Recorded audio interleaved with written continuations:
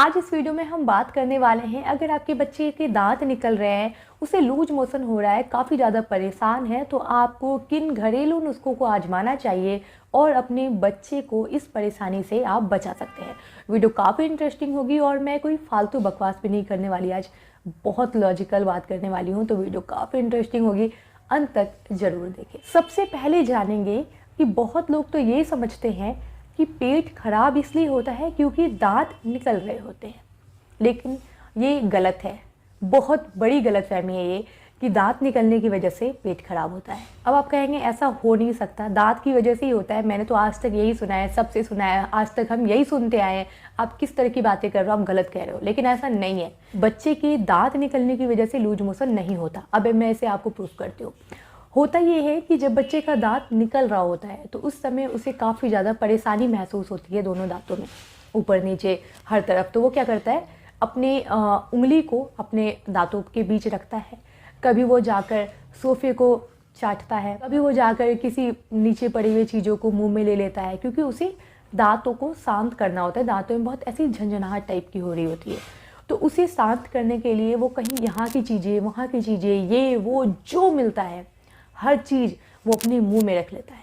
और मुंह में रखने की वजह से होता क्या है कि उसमें बहुत सारी गंदगी उसके पेट तक जाती है और उसकी वजह से उसे लूज मोशन होता है। अब आप सोच रहे होंगे क्या ये सच है? 100% यही सच है, इसी की वजह से लूज मोशन होता है। लेकिन आप क्या करती हैं, आप उसे छोड़ रही हैं कि नहीं, बच्चे का दांत निकल रहा है तो लूज मोशन तो होगा ही, और इतनी तो बहुत नॉर्मल सी बात है, बच्चा अगर छोटी मोटी चीज़ें अपने मुंह में ले ले तो ये तो बहुत नॉर्मल सी बात है। लेकिन नहीं, यहीं पर आपको बहुत ज़्यादा ध्यान देना है और बच्चे को इन छोटी छोटी चीज़ों को अपने मुंह में लेने से बचाना है। जब आप ये चीज़ें रोक देंगी, छोटी छोटी चीज़ों को मुंह में लेने से, जो गंदा हो, यहाँ तक कि उंगली भी, क्योंकि वो बार बार उंगली को मुँह में लेगा तो होगा क्या, गंदा है, फिर मुंह में लेगा, फिर इधर उधर छुएगा, फिर मुंह में लेगा, तो वो गंदा और ज़्यादा होता जाएगा और उसकी वजह से लूज मोशन उसके बने रहेंगे और आपको ये लगता रहेगा कि नहीं, दांत की वजह से हो रहा है। तो इस चीज़ पर आप जैसी कंट्रोल करेंगी, आपको दिखना शुरू हो जाएगा कि इसके लूज मोशन पर भी कंट्रोल हो गया। इस चीज़ का आपको बहुत ज़्यादा ध्यान रखना है। अगर आप इन चीज़ों का ध्यान रखेंगी तो आपको लूज मोशन की समस्या देखने को नहीं मिलेगी।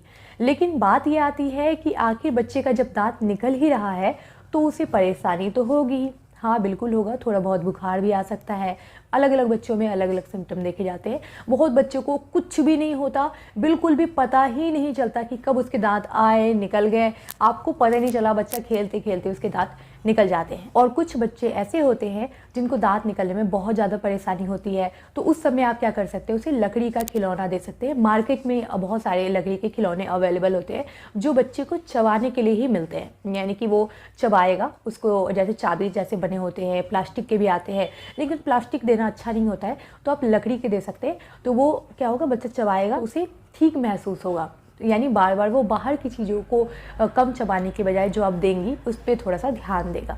और कोशिश करें कि जब भी आप उसे ऐसे खिलौने दें तो आप उसके सामने रहें, ताकि किसी भी तरह की एक्टिविटी करे वो, मतलब मुंह में लेने ज़्यादा अंदर ले ले, तो आप उसे रोक सकें। इन चीज़ों का आपको ध्यान रखना है। अगर उसे बहुत ज़्यादा लूज मोशन हो रहा है तो आप उसे नारियल पानी दें। नारियल पानी बहुत अच्छा होता है, उसके शरीर को हाइड्रेट रखेगा और लूज मोशन की जो प्रॉब्लम है उसकी वजह से जो उसके शरीर में जितनी दिक्कत हो रही है उसको भी वो कंट्रोल करेगा। तो लूज मोशन में आपको बहुत हेल्प मिलने वाला है, तो आप इस काम को कर सकती हैं।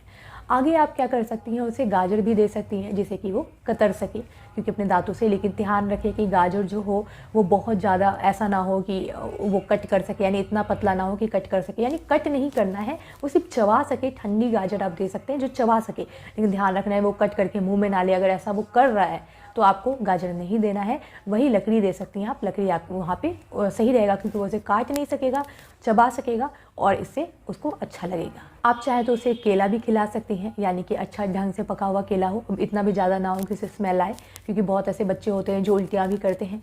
तो इस समय आपको ध्यान रखना है कि अच्छा केला हो, ढंग का केला हो, केला आप उसे खिला सकती हैं। केला खिलाने से भी बच्चे को जो लूज मोशन हो रही है उसमें काफ़ी ज़्यादा मदद मिलेगी। आप मैश करके खिला सकती हैं या फिर जैसे आपको अच्छा लगे खिला सकती हैं। बहुत ऐसी माएँ होती हैं जो लूज मोशन होने की वजह से उन्हें दाल नहीं खिलाती। लेकिन आप देखिए, ध्यान रखिए कि आप पहले तो बच्चे को गंदगी से बचाइए। जैसे आप गंदगी से बचाएँगे, आपके बच्चे की तबीयत ठीक होनी शुरू हो जाएगी।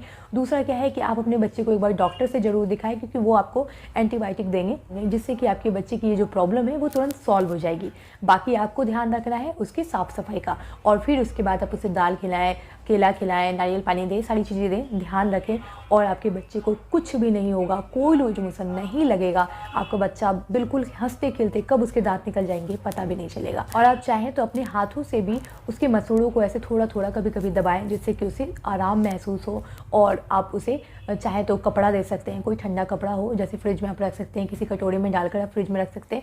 बाद में उसे चाहे तो दे सकते हैं। वो ठंडा-ठंडा कपड़ा जब अपने मुँह में लेगा तो उसे अच्छा लगेगा। लेकिन हर चीज़ जो भी आप उसे देती हैं अलग से, तो उसका ध्यान रखें। सामने खड़े हों, बैठे हों तो ही दें, ऐसे ना दें।